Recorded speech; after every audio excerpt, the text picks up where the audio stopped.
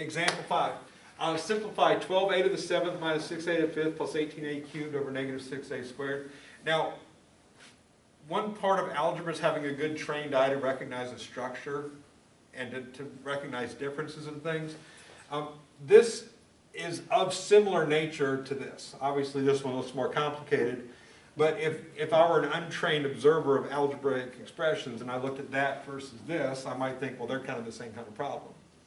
The difference between this problem and the previous problem is that there's a minus sign here and there's a plus sign here, making multiple terms over one term instead of just one thing. So back here, nothing's being added and subtracted, nothing's being added and subtracted. You have a single term object over a single term object. Even though there's a bunch of stuff going on, all this is being multiplied as one term.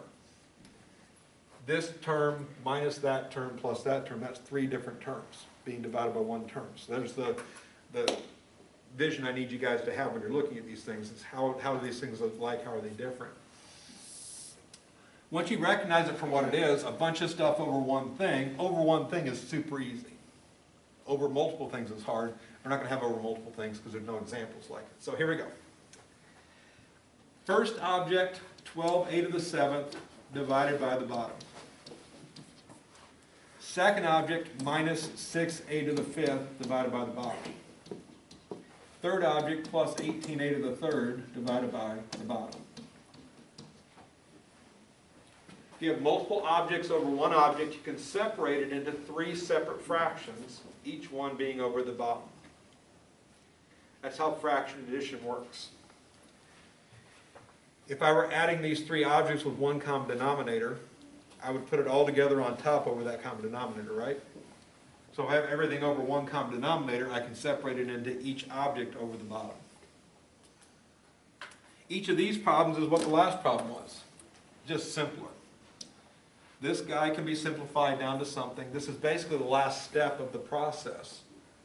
There's only one 12, there's only one 6, there's only one a, there's only one a, right? So the top and bottom are as simple as they possibly can be. We have to divide, if possible. 12 divided by negative 6 is negative 2. Again, numerical values, just divide them like normal. A is bigger on top, and 7 minus 2 is 5. The second term, 6 divided by 6 is 1. A total of 2 minuses makes it become plus. Even number of negatives makes positive. A is bigger on top, 5 minus 2 is 3.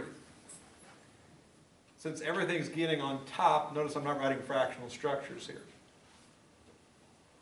6 over 6 is 1 on top. 8 to the 5th over a squared is a cubed on top. No bottom is necessary there. The last fraction plus this thing, right? So 18 divided by 6 makes 3. Positive, negative, there's exactly one minus sign, which makes it minus. And then a is bigger on top, 3 minus 2 is 1.